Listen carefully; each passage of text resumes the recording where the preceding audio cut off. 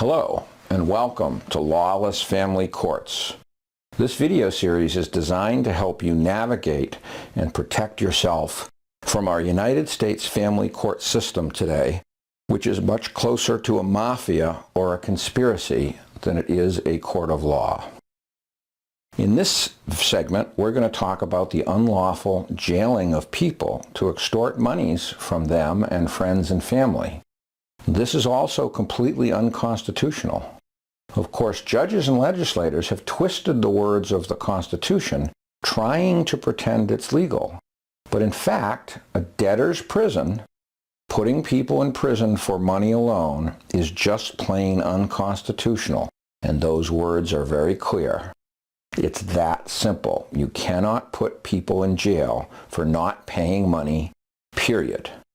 They try to call this contempt of court, but then they ignore the requirements that would allow it to be proven in a court. The Supreme Court has said that to prove contempt of court, the person, and this is in a civil case, must have the ability to conform to the order of the court.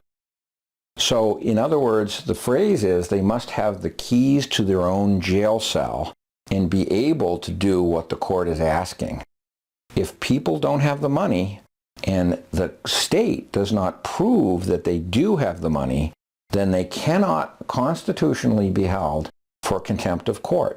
It's blatantly illegal. And what they're doing is extorting money out of friends and family by throwing someone in jail.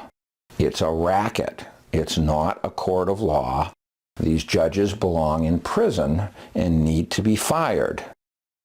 People need to understand what's happening is completely unlawful, even though they're pretending it is lawful.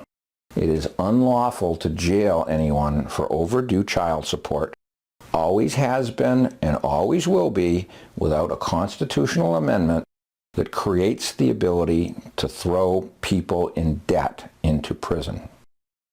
One thing that's encouraging this, and why in some cases in some states 70 or 80% of people are behind in child support, is because they lose their job and the money owed in child support continues to accrue.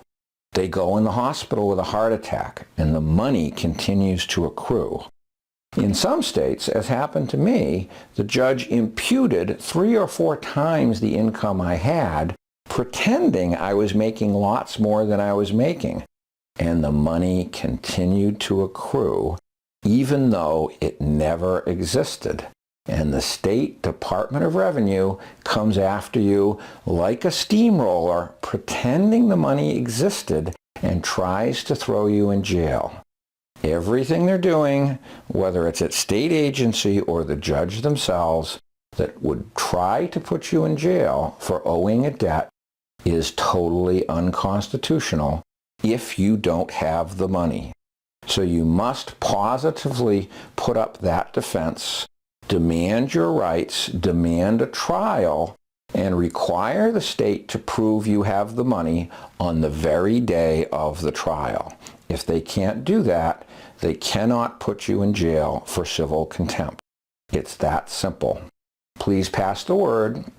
To get case law and more information, send an email to info@divorceracket.org. And please watch as many of these videos as you can to avoid being abused by our family court racket.